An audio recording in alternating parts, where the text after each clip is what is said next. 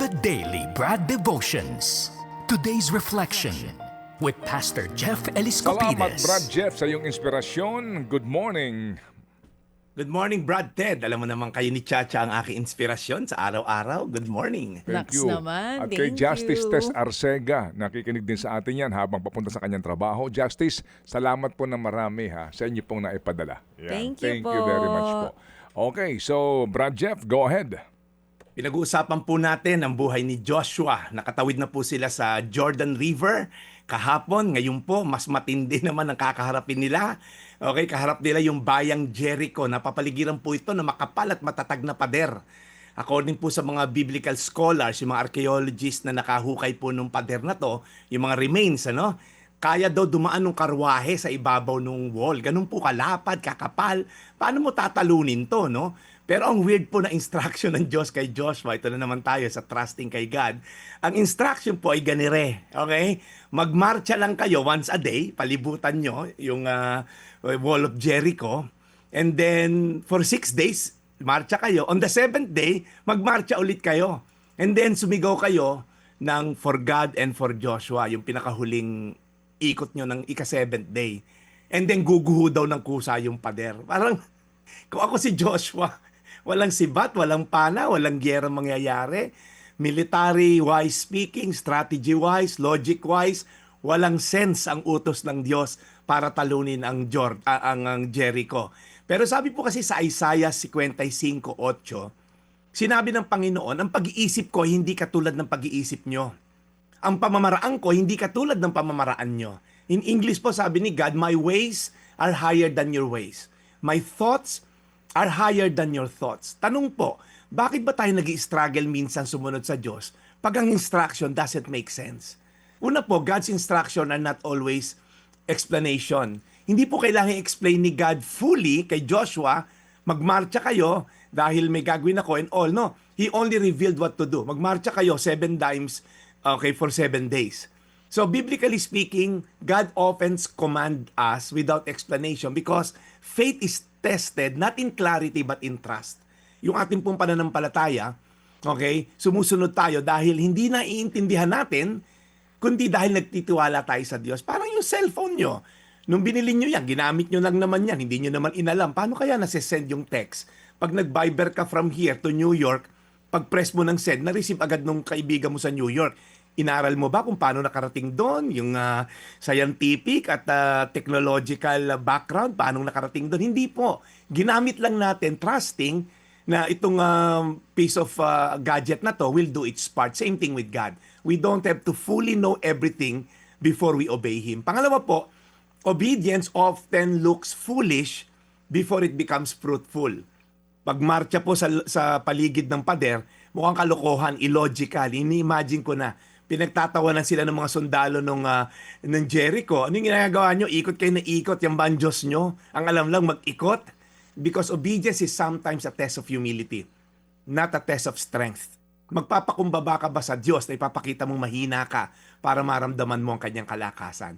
And lastly po, victory comes from consistent obedience, not creative strategy. Hindi lang po nila minsan inikutan, hindi lang dalawa, 7 beses po sa loob ng 7 araw. Yung ka-7 araw, mas marami pa silang beses umikot. So, hindi po nag-crack yung wall on the first day, hindi nag-crack yung wall on the 6th day, they fell nung nakompleto po yung obedience nila on the 7th day. Kaya po gusto ko yung encourage ngayon. Ano ba inuutos ng Diyos sa inyo na it doesn't make sense? Magpatawad ka daw sa mga taong naka-offend sa'yo. Ha? Pastor, hindi mo alam ang ginawa nila sa akin. Yes, hindi ko alam, pero alam ng Diyos. Ang sabi sa Diyos, huwag kang gumante. Hayaan mong siya daw ang gumante para sa'yo. It doesn't make sense, Pastor. Kailangan makaganti ako. Well, the Bible says, leave room for my wrath. Ang sabi sa Bible, honor others. Consider others better than yourself. In humility. Hindi, Pastor. Ang labanan, pagalingan. Pero sabi sa Biblia, consider other better than yourself. Because God opposes the proud, but He gives grace to the humble. Ano yung utos ng Diyos na mahirap tayong sundin? Dahil tingin natin walang kwenta and it doesn't make sense. When you're tempted to obey yourself rather than God, ano po mang ginagawa natin? Ulitin ko, Isaiah 55:8. Sinabi ng Panginoon, ang pag-iisip ko hindi katulad ng pag-iisip nyo. ang pamamaraan ko ay hindi katulad ng pamamaraan nyo. Tayo manalangin, Panginoon, patawarin nyo kami when we lean on our own understanding.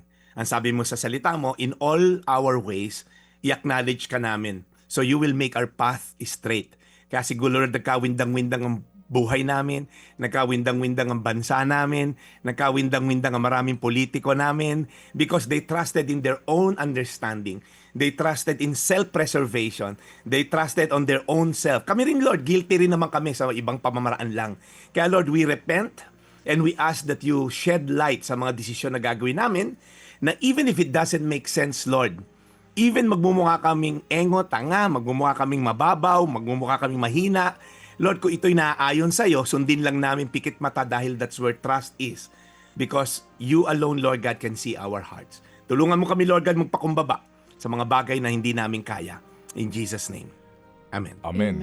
Panginoon, muli po salamat na marami sa araw na ito, sa napakagandang aral na ibinahagi po sa amin ni Brad Jeff. Lord, gaya po ng sabi ni Brad Jeff, patawad po sa kanyang mga binabanggit. Mahal na Panginoon, alagaan niyo po lagi si Brad Jeff sa kanyang ginagawang pagmimisyon sa aming programa at alagaan niyo po at patnubayan ang lahat ng mga nakikinig sa amin na ito po at ito ang inaabagan araw-araw po sa aming pong programa. In Jesus' name we pray. Amen. Amen. Thank you, Brad. Salamat. Thank you for the reminder. Thank you so much. Okay, Brad. So, bukas po ay bisperas na ng Biyernes. Yes. Bilis. Bukas ay birthday ng aking bunsong anak, yung aking interior designer. Yan. Uy, happy Naps birthday. Anong Patricia. pangalan ni Bunso? Si Patricia, si Isa. Yan. Patricia, maligayang bati sa iyo. Ilang taon na siya? She's 27. Oh, nakita mo, If I'm hindi rin not niya natatandaan ng mga edad. Di ba? Oo, Parang si ganyan Chacha talaga. din yan. Oo, hindi ko na natatandaan. Ang edad mo. Okay, Naalala hindi, ko. joke lang. Okay. Anyway, so happy birthday, Patricia. Feb 5 pa lang ang 5. kanyang birthday. Tomorrow. Alright. F5. O sige, so Brad Jeff, we'll see you again tomorrow.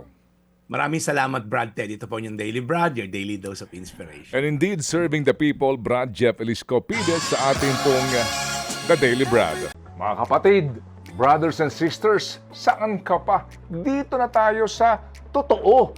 Dito na tayo sa True FM. Mga kapatid, mag-subscribe and follow po kayo sa social media accounts ng True Network PH. Yan po kami. Hanapin nyo lang True Network PH, Facebook, Instagram, YouTube, TikTok, and podcast.